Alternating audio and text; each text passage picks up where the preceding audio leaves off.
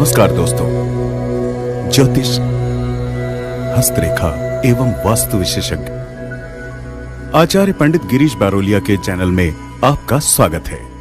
कृपया हमें अपना स्नेह व सहयोग प्रदान करें। हमारे चैनल को सब्सक्राइब करें और बेल आइकॉन को प्रेस करें। साथ ही अपने आत्मीयजनों के साथ इसे अधिक से अधिक शेयर करें। आपका जीवन मंगलमय हो। लाइक करें, शेयर करें। आचार्य पंडित गिरीश बारोलिया, ज्योतिष, हस्तरेखा एवं वास्तु चैनल।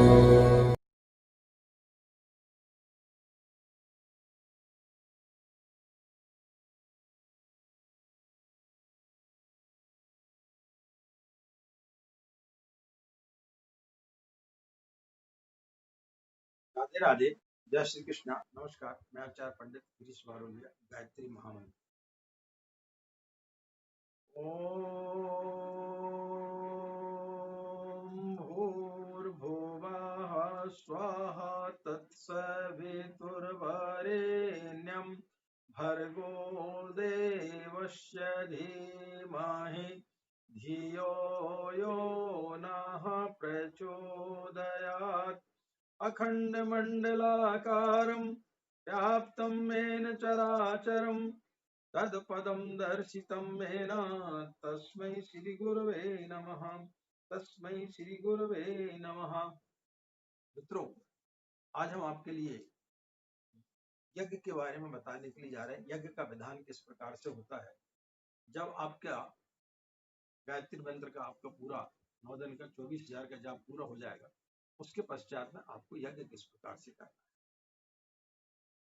पूजा स्थली में या पूजा स्थली के आप थोड़े से बाहर भी रख सकते हैं, घर के बाहर भी रख सकते हैं, लाल इत्यादि यदि आपका है तो, ताकि धुआं से आपका जो है कमरा खराब ना हो।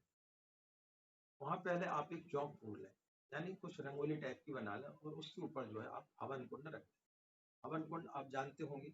और यदि हवन कुंड उपलब्ध नहीं है तो फिर आप जो है ईंटों के माध्यम से भी आप बना सकते हैं। ईंटों के माध्यम से बना करके बीच में आपको रेत डाल देनी चाहिए, ताकि आपका जो है फर्श इत्यादि खराब ना हो, टाइल्स वगैरह टूटे ना। तो आपको उसमें ईटा थोड़ी सी उसमें रेत डाल देना चाहिए। सामग्री में आपको जो है हवन सामग्री लेकर के आना है। रुपये आपको हवन सामग्री मिलती है। अब उसके पश्चात यदि आपको लगता है कि उसमें और हमें कुछ सामग्री और डालना है, तो उसमें आप थोड़े से जौ डाल सकते हैं, थोड़ा सा उसमें आप घी डाल सकते हैं, थोड़े से आप उसमें अक्षत डाल सकते हैं, शक्कर इत्यादि भी डाल सकते हैं, गूगल डाल सकते हैं और लोभान इत्यादि भी आप उसमें मिक्स करके डाल सकते हैं।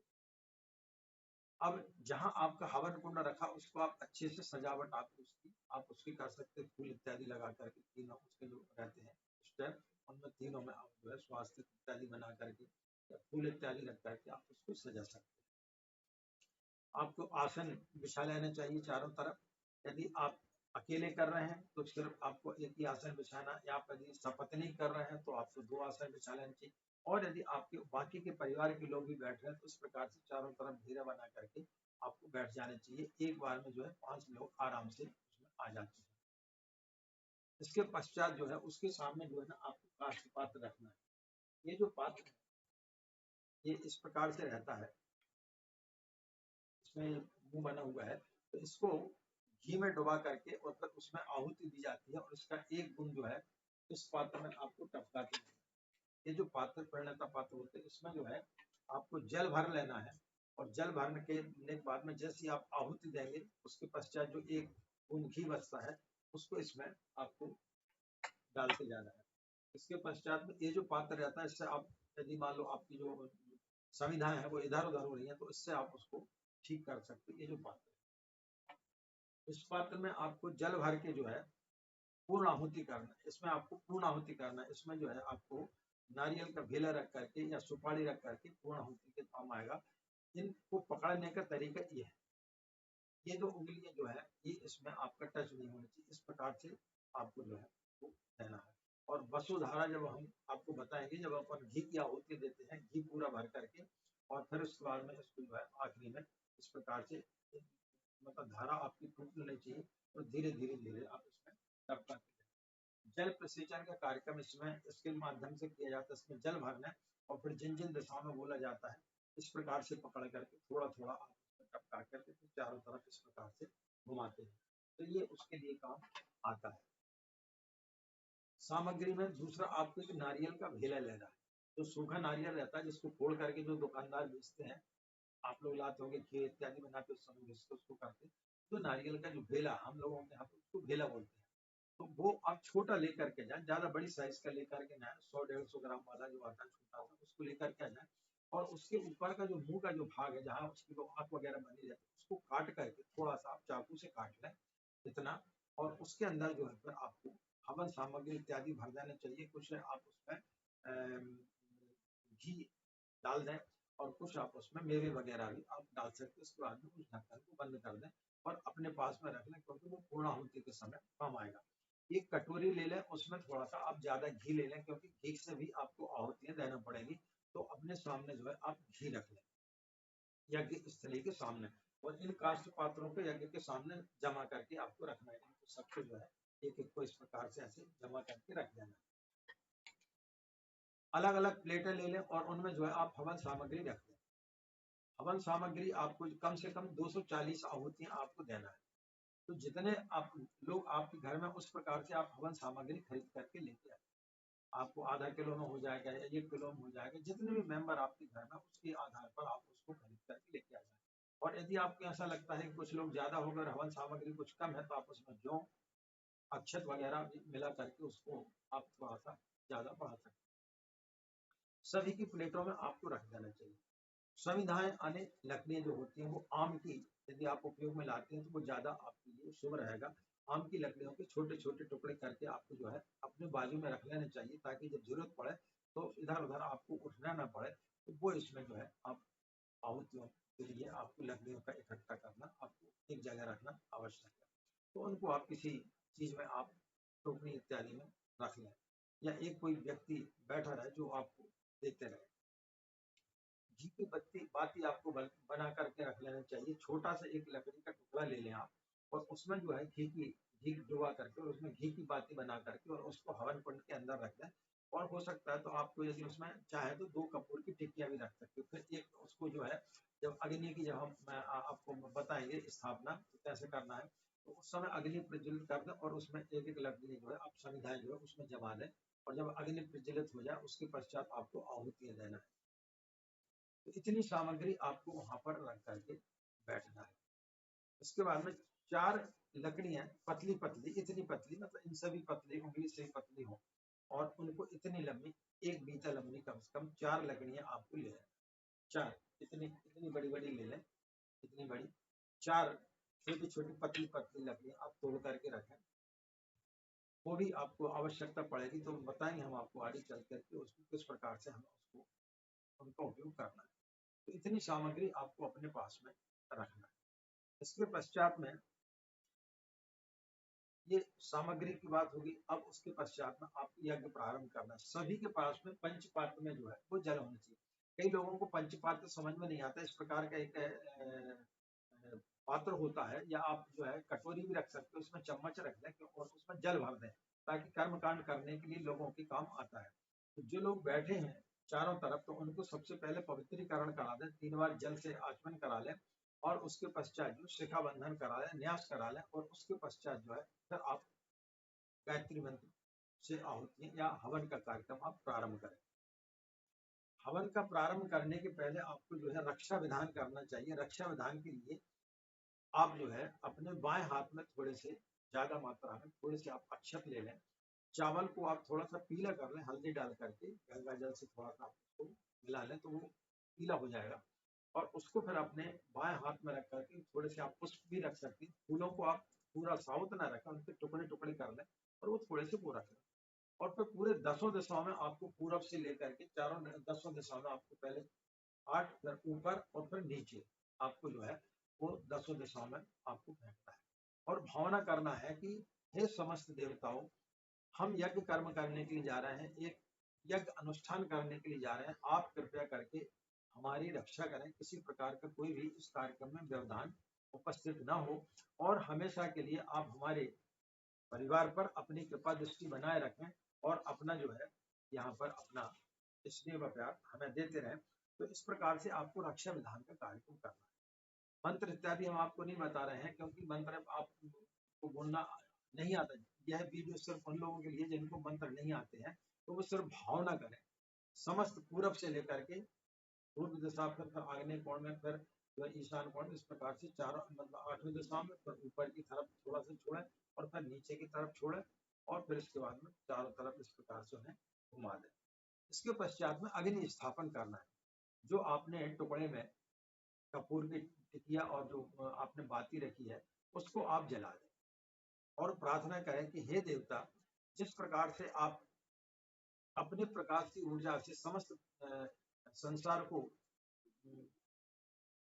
प्रज्वलित करते हैं, सभी संसार को जो है आप अपनी ऊर्जा देते हैं, इसी प्रकार से हमारे अंदर भी इसी प्रकार की ऊर्जा आनी चाहिए। और जिस प्रकार से आप हमेशा ऊपर की ऊर्ध्वगामी होते हैं, हमारा जीवन भी हमेशा ऊर्ध्वगामी होना चाहिए। हमारा जीवन हमेशा पॉजिटिव होना चाहिए, किसी प्रकार की नकारात्मक ऊर्जा हमारे अंदर नहीं आनी चाहिए। तो यह भावना करके आपको जो अग्नि प्रज्वलित कर लेना चाहिए। अब इसके साथ साथ में हम उन लोगों के लिए भी बता देते हैं जो विदेश में रहते हैं, जहाँ पर कि इस प्रकार की कोई सुविधा नहीं है, हवन सामग्री इत्यादि, या मान लो हवन कुंड वहां पर उनको नहीं मिलता है, तो ऐसे लोगों को क्या काम करना चाहिए, एक बड़ी थाली ले लें, उसमें 24 दिए जला लें। यदि उतना स्थान नहीं है तो आप 11 दीपक जला लें, 9 जला लें, 7 जला लें या 5 जला लें, ठीक है। और जितने लोग बैठे हैं सभी लोगों के सामने एक एक खाली पात्र रख लें और अलग पात्र में जो है वो जल और चम्मच रख लें, ताकि जब आहुतियां दी जाएंगी तो जल से वो आहुति दें और उस पात्र में डालते जाएं और घी का दीपक आपका जलता रहे। तब भी आपकी यज्ञ की आहुतियां, आपको जो है यज्ञ आपका पूर्ण माना जाएगा। तो इस प्रकार से आप जो है दीप यज्ञ भी कर सकते हैं। लेकिन जहाँ पे सुविधा है उनको इस प्रकार से यज्ञ करना चाहिए। यज्ञ का मतलब होता है जब हम भगवान को आहुतियां देते हैं तो इस एक प्रकार का उनका भोजन है। आपने इतने दिन तक उनको मेहमान बना के रखा, तो उनके लिए जो है तृप्त करने के लिए आपको किसी न किसी प्रकार की आवश्यकता पड़ती है। अग्नि स्थापन के बाद में आप जो है स्वस्ति वाचन गायत्री स्तवन का पाठ होता है, लेकिन आप जो है सविता देवता को प्रणाम करें कि हे देवता, आप यहाँ पर विराजमान हुए हैं, आप हमारे ऊपर जो है अपनी अनुकंपा बरसाते रहें। इस प्रकार से आप करें। फिर एक जो है ना अपने पास में पंखा रख लें पहले से, तो उस पंखे से जो है आप अग्नि को प्रज्वलित करें। इस प्रकार से इसका होता है अग्नि प्रदीपनम। तो अग्नि प्रदीपनम में अग्नि को आपको जो है प्रज्वलित करना है। तो उसका अर्थ होता है कि जिस प्रकार से अग्नि देवता जो है हम उसमें आहुति देते हैं तो हमको सद्ज्ञान के प्रकाश से आलोकित करता है, हमें आलोकित करता है। तो इस प्रकार से वह हमें इस प्रकार से आलोकित करती रहे। इन्हीं भावना के साथ में आपको अग्नि प्रदीपन करना है।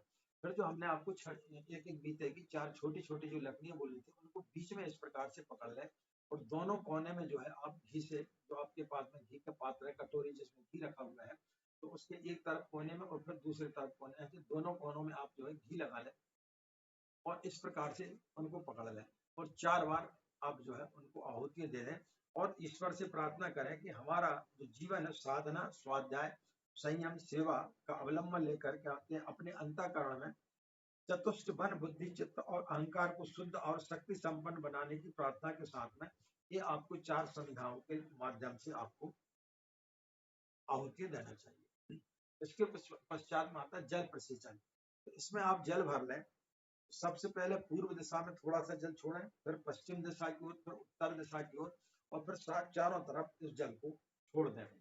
इसका तात्पर्य होता है कि यज्ञ ऊर्जा का जो है दुरुपयोग नहीं होना चाहिए। इसलिए इसकी सीमा मर्यादा हमको निर्धारित करना चाहिए। तो जल प्रसेचन इसके लिए किया जाता है ताकि इसके अंदर जो है किसी प्रकार का कोई भी कुछ चीज ना। कई बार क्या होता है, छोटे छोटे कीड़े मकोड़े रहते हैं, चीटे रहते हैं, चीटियां रहती हैं, तो वो वहां पर आ जाती है और अन्य तरीका उनका जो है वो मर जाती है। तो जब अपन पानी से उनका घेरा बना देते हैं तो फिर इस प्रकार के छोटे छोटे जीव जंतु वहां पर नहीं आ पाते और किसी प्रकार का कोई व्यवधान नहीं होता है। इसके बाद में अज्ञाहुति दी जाती है। 7 आहुतियां जो है वो घी से दी जाती हैं। घी जो है वो स्नेह और प्रेम का प्रतीक होता है। तो हमारा जो प्रेम है देवताओं के लिए यज्ञ जीवन के प्रति हो और उनके आहुतियां जो है हम उनको समर्पित करें। तो पहली आहुति इस प्रकार से दी जाती है, ये जो हमने आपको पात्र बताया था, इसमें आपको इस प्रकार से ऐसे घी भर लेना और फिर इस प्रकार से इसमें डालते हुए इस प्रकार से पात्र को पकड़ना है, डाल करके और एक बूंद जो है इस पात्र में जो जल भरा हुआ है उसमें आप टपकाते जाए। ठीक है, उसका फिर आगे क्या उपयोग होगा वो फिर आपको बताएंगे। तो आपको पहली आहुति जो है वो प्रजापति यानी जो प्रजा का पालक है उनके नाम से आपको आहुति देना है। ओम प्रजापत्ये स्वाहा इदम प्रजापत्ये इदम न मम। इसके बाद में दूसरी जो आहुति है वो इंद्र देवता के नाम से देना। इंद्र यानी श्रेष्ठता, जो आपके जीवन के लिए श्रेष्ठ बनाता है। ओम इंद्राय स्वाहा इदम इंद्राय इदम न मम। तीसरी आहुति जो है वो अग्नि यानी तेजस्विता, जो आपके अंदर तेजस्विता लेकर के आए तो उसके लिए आहुति देना। ओम अग्नि स्वाहा इदम अग्नि इदम न मम। इसके पश्चात में चौथी आहुति जो देना है वो सोम के लिए देना है। ओम सोमाय स्वाहा इदम सोमाय इदम न मम। पांचवी आहुति आपको देना है भू आने पृथ्वी के लिए। ओम भुवा स्वाहा इदम अग्नि इदम न मम। छठवीं आहुति आपको देना है अंतरिक्ष के लिए। ओम भुवा स्वाहा इदम वायवे इदम न मम। और सातवीं आहुति आपको देना है ओम स्वाहा इदम सूर्याय इदम न मम। यह स्वर्गलोक के नाम से आपको आहुति देना है। तो इस प्रकार से 7 आहुतियां आपको कम से कम घी की देना है और एक एक बूंद जो है आपको इस पात्र में इसकी टपकाते जाना जिसमें आपने पहले से जल भर करके रखा हुआ है। इसके बाद में 5 आहुति आप जो है कम से कम गायत्री मंत्र की जो आहुति जो है वो आप घी से दें। इसके पश्चात जो आपकी हवन सामग्री है वो हवन सामग्री से दें। हवन सामग्री को लेने का तरीका ये होता है, इनमें आपको लेना है ये 3 उंगलियां, एक अंगूठा और 2 मध्यमा और अनामिका। ये 3 उंगलियों के स्पर्श में आपको जो है वो रखना है हवन सामग्री। ये 2 उंगलियां टच नहीं होना चाहिए, इन 2 उंगलियों के स्पर्श। कई लोग इस प्रकार से मुट्ठी बना करके डालते हैं, तो वैसा नहीं डालना चाहिए। इस प्रकार से आपको करना चाहिए। और जिस प्रकार से माँ अपने बच्चे को भोजन कराती है उस प्रकार से उस भावना से जो है आपको यज्ञ में समर्पित करनी चाहिए कि आप ईश्वर के लिए भोजन करा रहे हैं, भोजन दे रहे हैं। तो इस प्रकार से करके ऐसा उसमें डालें और फिर प्रणाम करें और फिर दूसरी आहुति दें। तो आहुति देने का तरीका ये होता है, इस प्रकार से आप ले लें। अग्नि आपकी जल रही है, अग्नि आपकी प्रज्वलित है।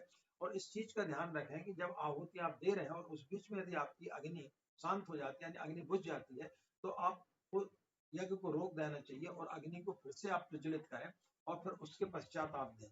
बुझी हुई अग्नि में जो है आपको आहुति नहीं देना चाहिए। तो इस प्रकार से पकड़ लें और सभी लोग जो है कमर सीधी करके बैठे। जब भी गायत्री मंत्र से हम आहुति देते हैं कमर आपकी सीधी होनी चाहिए। इस प्रकार से ओम भूर्भुवः स्वः तत्सवितुर्वरेण्यं भर्गो देवस्य धीमहि धियो यो नः प्रचोदयात् स्वाहा। इदं गायत्री इदं न मम। फिर से ले। ओम भूर्भुवः स्वः तत्सवितुर्वरेण्यं भर्गो देवस्य धीमहि धियो यो नः प्रचोदयात् स्वाहा। इदं गायत्री इदं न मम। उठाएं फिर इस प्रकार से लें। ओम भूर्भुवः स्वः तत्सवितुर्वरेण्यं भर्गो देवस्य धीमहि धियो यो नः प्रचोदयात् स्वाहा। इदं गायत्री इदं न मम। इस चीज का ध्यान रखें कि जो आपकी हवन सामग्री है वो हवन कुंड के अंदर ही जाए, आसपास उसको नहीं करना चाहिए। जिस प्रकार से माँ बड़े प्यार से, बड़े दुलार से, बड़े सम्मान से अपने बच्चे को भोजन कराती है उसी प्रकार से आपको ईश्वर के लिए भोजन कराना चाहिए। अब इसी प्रकार से आप महामृत्युंजय मंत्र की आहुति दे दें और इसके बाद में आप जिन मंत्रों की यदि अलग से आपने उनका जाप किया है तो उन मंत्रों की आहुति आप दे दें। आखिरी में जो है आपको इदम लगाना है, ठीक है। इसके पश्चात में सुष्टिकृत होम, कुछ मिष्ठान इत्यादि आपके घर में बना हो, बाहर से लाई हुई मिठाई ना रखें, घर में थोड़ी सी खीर इत्यादि बनवा लें और इसमें इसको खीर को रख दें, थोड़ा सा उसमें घी डाल दें और इस प्रकार से आपको पात्र को पकड़ना है। ये उंगलियां आपके स्पर्श नहीं, इस पात्र से जो है आपको सृष्टिकृत होम यानी प्रायश्चित आहुति जिसको बोलते हैं कि आपके जीवन में जो भी आपने को से आपसे कोई पाप हुआ हो, कोई भी आपसे गलती हुई हो, तो वो आपको जो है भगवान के लिए समर्पित करना चाहिए। ये सृष्टिकृत होम का मतलब होता है। तो इस प्रकार से आपको मिष्ठान से आपको आहुति देना चाहिए। थोड़ा सा मिष्ठान बाहर से ना लाए तो अच्छा रहेगा, आपको घर की बनी हुई खीर इसमें उससे आप आहुति दिलाएंगे तो आपके लिए ठीक रहेगा। तो ये प्रायश्चित आहुति के नाम से भी जाना जाता है। और जिस प्रकार से जब हम अपने घर में मेहमानों को भोजन कराते हैं तो उसके पश्चात में मीठे जरूर खिलाते हैं, तो उससे लोगों का मन और वाणी उनकी अच्छी होती है। इस प्रकार से उनको उसमें यज्ञ कुंड में आप जो है वो खीर को डाल दें। इसके बाद में होता है देव दक्षिणा पूर्णाहुति। पूर्णाहुति के बाद में जो आपके यज्ञ कर्म का जो है वो कार्य संपन्न होता है। तो इसमें नारियल का जो बेला हमने बोला था वो यदि आप लेकर के आए तो उसको रख दें, यदि ज्यादा बड़ा है तो दूसरे हाथ से उसको स्पर्श कर लें ताकि नीचे ना गिरे। और उसके पश्चात में यदि आपके पास नारियल नहीं है, उपलब्ध नहीं है, तो कोई बात नहीं, आप उसमें एक सुपारी भी, छोटी जो सुपारी आपने नवग्रह में रखी थी उस सुपारी को इसमें रख लें, थोड़ा सा घी डाल दें और थोड़ी सी हवन सामग्री डाल दें।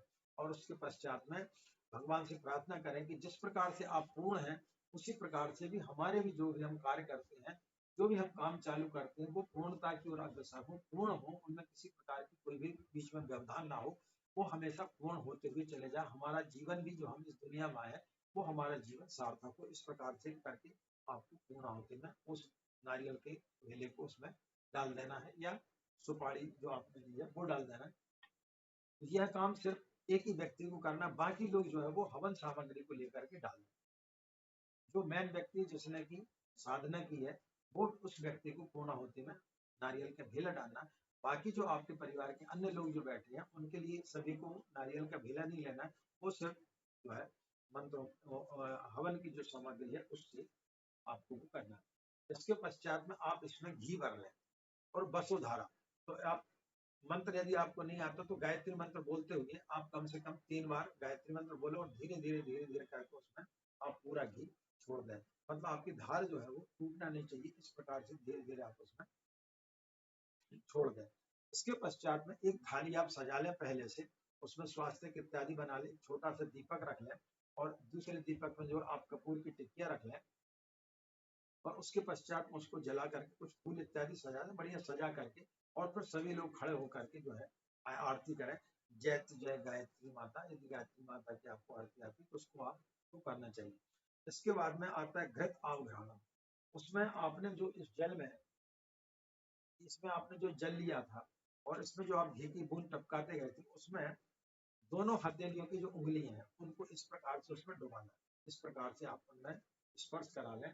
सभी लोगों को दे दें इस प्रकार से पात्र को, और सभी लोग अपने दोनों हाथों की उंगलियां उसमें इस प्रकार से डुबा करके इस प्रकार से रगड़ें, सूंघें और मस्तिष्क से लगा करके अपने कमर के भाग तक उसको लगा लें कि किसी भी प्रकार की यह जो यज्ञ ऊर्जा है वो हमारे अंदर यदि किसी प्रकार की कोई भी बीमारी है, कोई भी परेशानी है, तो उसको वो नष्ट करे। इसके पश्चात में इस पात्र से जो है आप इस प्रकार से इसमें यज्ञ कुंड में थोड़ा सा घुमा दें तो यहाँ पर जो है वो भस्म लग जाएगी। तो उस सभी लोग अपनी अनामिका उंगली में इस प्रकार से भस्म को लगा लें और पहले माथे पर, गले में, यहाँ पर और मस्तिष्क पर आपको उसको धारण कर लेना है, यानी लगा लेना है। तो इससे ये प्रेरणा लेना है कि जिस प्रकार से हमने यज्ञ में जो भी चीजें डाली वो सब की सब खत्म होंगे। इसी प्रकार से मनुष्य का जो जीवन होता है वो पानी की तरह बुलबुला जैसा होता है, आया और कब खत्म हो जाएगा कोई नहीं जानता। तो हमें हमेशा अपने मृत्यु का स्मरण रहना चाहिए। आप कब इस दुनिया से चले जाएं, इसलिए लोभ, काम, क्रोध ये सब चीजें व्यक्ति को नहीं करनी चाहिए, क्योंकि व्यक्ति के साथ में जो कुछ भी जाता है वो उसके अच्छे कर्म जाते हैं, इसलिए व्यक्ति को अच्छे कर्म करना चाहिए। तो एक बहुत प्यारा सा छंद है वो हम आपको सुनाते हैं। क्षण भंगुर जीवन की कलियां कल प्रात समय में खिली न खिली, मल्यागिर की शुचि शीतल मंद सुगंध समीर वही न वही, कलिकाल कुठार लिए फिरता तन नम्रत चोट झिली न झिली, भजले हरि नाम अरी रसना फिर अंत समय में हिली न हिली, अंत समय में हम ईश्वर का नाम ले पाए या नहीं ले पाए, इसलिए आदमी को अच्छे कर्म करना चाहिए। यह हमें यज्ञ के माध्यम से प्रेरणा मिलती है। इसके पश्चात में सभी लोग खड़े हो जाएं, दोनों हाथ जोड़ लें और ईश्वर से क्षमा प्रार्थना करें कि हे परमात्मा, मैं न आवाहन जानता हूँ, न पूजन और न ही विसर्जन, अतः आप मुझे इस अज्ञानता के लिए क्षमा करें। हे सुरेश्वर, मैं मंत्र, क्रिया और भक्ति से हीन हूँ। हे देव, जैसा भी कुछ पूजन कृत कर सका वह मेरे लिए पूर्णता प्राप्त करें, अर्थात मुझे अपना पूर्ण रूप से अपनी जो है वो आप अपना आशीर्वाद प्रदान करें। हे देव, हे परमेश्वर, आप मुझ पर प्रसन्न हो। मंत्र बोलने में जो भी अक्षर, पद व मात्राओं की त्रुटि हुई हो, उन सभी को क्षमा करें। तप, यज्ञ आदि क्रियाओं में जिनकी स्मृति और स्थिति मात्र से संपूर्ण न्यूनता शीघ्र हो जाती है, उन दोषों को आप जो है मैं आपको प्रार्थना करता हूँ, नमन करता हूँ कि आप उन्हें क्षमा करें।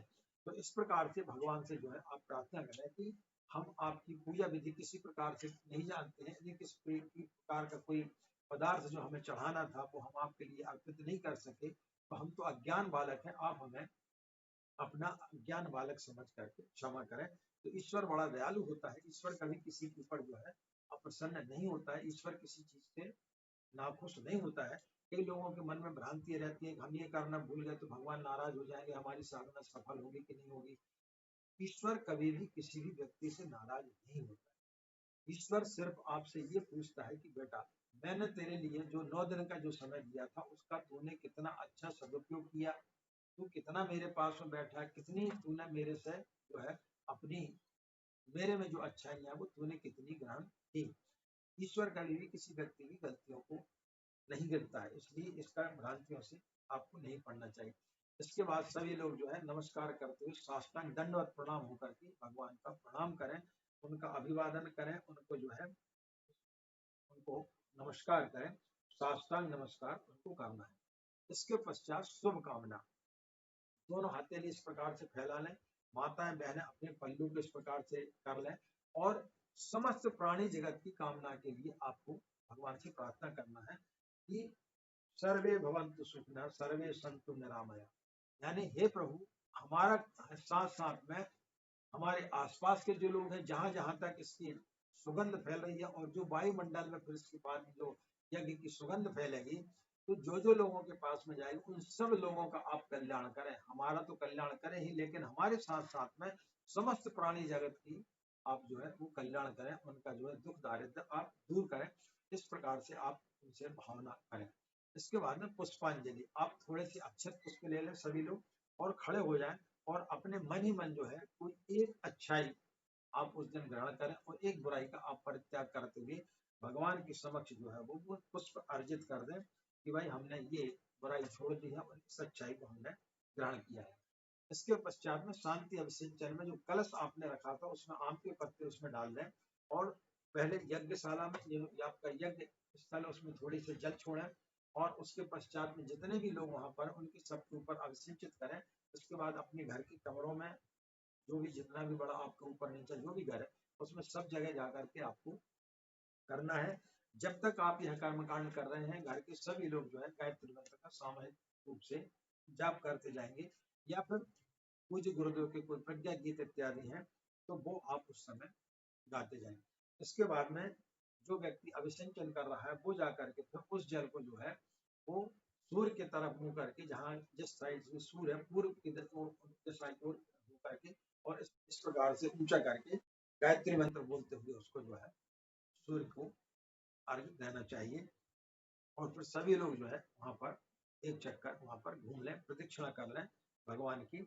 और उसके पश्चात में एक व्यक्ति जिसने की साधना की है वो थोड़े से चावल ले ले और थोड़े से यज्ञशाला में डाले, फिर अपनी यज्ञ स्थली में और दीपक को थोड़ा सा उसका दे और भगवान से गदगद होकर के उनसे प्रार्थना करें कि हे प्रभु, आपकी बड़ी अनुकंपा है कि आप हमारे आह्वान करने से नित्य 9 दिन तक हमारे घर में आए, हमसे जो कुछ भी बन सका हमने आपकी सेवा की, हमारे जो भी हमारे त्रुटि रह गई हो उसके लिए क्षमा करें और आप जिस स्थान से आए हैं उस स्थान पर जाएं लेकिन आपका सूक्ष्म संरक्षण हमारे परिवार को, हमें सदैव आप आपकी अनुकंपा हमारे ऊपर बनाए रखें।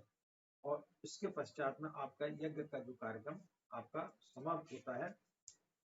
और आप चाहें तो जो गायत्री परिवार की जो कुछ उद्घोषणा है उनको आप बोल सकते हैं। तो हम आपको बोल करके बता रहे हैं, वो इस प्रकार से आप बोल सकते हैं। आप बोलेंगे, लोग उसको दोहराएंगे। सभी लोग बोलेंगे गायत्री माता की जय, गायत्री माता की जय, यज्ञ भगवान की जय, यज्ञ भगवान की जय, वेद भगवान की जय, भारत माता की जय, भारतीय संस्कृति की जय। एक बनेंगे नेक बनेंगे, एक बनेंगे नेक बनेंगे, हम सुधरेंगे युग सुधरेगा, हम सुधरेंगे युग सुधरेगा। हाथ ऊपर करके बोलना है ना। हम बदलेंगे युग बदलेगा, हम बदलेंगे युग बदलेंगे, ज्ञान यज्ञ की लाल मशाल सदा जलेगी सदा जलेगी, ज्ञान यज्ञ की ज्योति जलाने हम घर घर में जाएंगे, नया सवेरा नया उजाला घर घर में लाएंगे, नया समाज बनाएंगे, नया जमाना लाएंगे, जन्म जहां पर हमने पाया, अन्न जहां का हमने खाया, वस्त्र जहां के हमने पहने, ज्ञान जहां से हमने पाया, वह है प्यारा देश हमारा, वह है प्यारा देश हमारा, देश की रक्षा कौन करेगा, हम करेंगे हम करेंगे, युग निर्माण कैसे होगा व्यक्ति के निर्माण से, माँ का मस्तक ऊंचा होगा त्याग और बलिदान से, नित्य सूर्य का ध्यान करेंगे अपनी प्रतिभा प्रखर करेंगे, मानव मात्र एक समान, जाति वंश सब एक समान, नर और नारी एक समान, नारी का सम्मान जहां है संस्कृति का उत्थान हुआ है, जागो भाई भाई जागो नारी शक्ति जागेगी, धर्म की जय हो अधर्म का नाश हो, प्राणियों में सद्भावना हो, विश्व का कल्याण हो, विचार क्रांति अभियान सफल हो सफल हो सफल हो, हमारी युग निर्माण योजना सफल हो सफल हो सफल हो, हमारा युग निर्माण सत्संकल्प पूर्ण हो पूर्ण हो पूर्ण हो, 21वीं सदी उज्जवल भविष्य, 21वीं सदी उज्जवल भविष्य, 21वीं सदी उज्जवल भविष्य। वंदे वेद मातरम, वंदे वेद मातरम, वंदे वेद मातरम। इसके पश्चात आपका जो है कार्यक्रम समाप्त होता है। जिस व्यक्ति ने पूजन इत्यादि किया था, जिसने अनुष्ठान किया था, भगवान के प्रणाम करे, प्रसाद ग्रहण करे और अपने माता पिता का आशीर्वाद ले, अपने बड़े बुजुर्गों का आशीर्वाद ले, और बाकी के जो सब लोग हैं वो भी एक दूसरे का आशीर्वाद लें। जो छोटे हैं वो बड़ों का आशीर्वाद लें, जो बड़े हैं वो उनको आशीर्वाद दें, ईश्वर का, माँ गायत्री का आशीर्वाद, पूज्य गुरुदेव का आशीर्वाद लें। और फिर उसके पश्चात आप चाहें तो प्रज्ञा गीत यदि आप कहीं से इकट्ठे कर लें तो वो पूज्य गुरुदेव के आप गा सकते हैं। स्वयं भगवान हमारे गुरु, परम सौभाग्य हमारा है। बहुत सारे प्रज्ञा गीत आपको गूगल पे मिल जाएंगे, तो वो आप उनमें से कोई प्रज्ञा गीत आदि अपने घर में लगा दें, एक वातावरण आपका बहुत बढ़िया बना रहेगा। तो इस प्रकार से मित्रों यज्ञ कर्म आपको करना चाहिए, जो संक्षिप्त में हमने आपको बगैर मंत्रों के आपको बताया। भावनात्मक तरीके से आप किस प्रकार से यज्ञ कर सकते हैं। आप जब यज्ञ करते हैं इस कैसेट को आप चालू कर दें और इसमें जैसा जैसा हमने कर्मकांड, इस वीडियो को आप चालू कर दें और जैसे जैसा हमने आपको कर्मकांड बताया है वैसा वैसा आप कर्मकांड करते जाएं, तो निश्चित रूप से आपका यज्ञ बहुत बेहतरीन तरीके से होगा और आपके लिए बहुत अच्छा अनुभव होगा। तो आशा है मित्रों यह यज्ञ पद्धति जो हमने आपको बताई है हमेशा आपके लिए जीवन में काम आएगी। और जब आप धीरे धीरे मंत्रों का उच्चारण सीख जाए तो फिर उसके बाद आप मंत्रों के उच्चारण से भी आप यज्ञ कर सकते हैं। इन्हीं कामनाओं के साथ में कि आपका दिन मंगल में हो, आप लोग खुश रहें, मस्त रहें, माँ गायत्री की असीम कृपा आप पर बनी। हमें आज्ञा दें।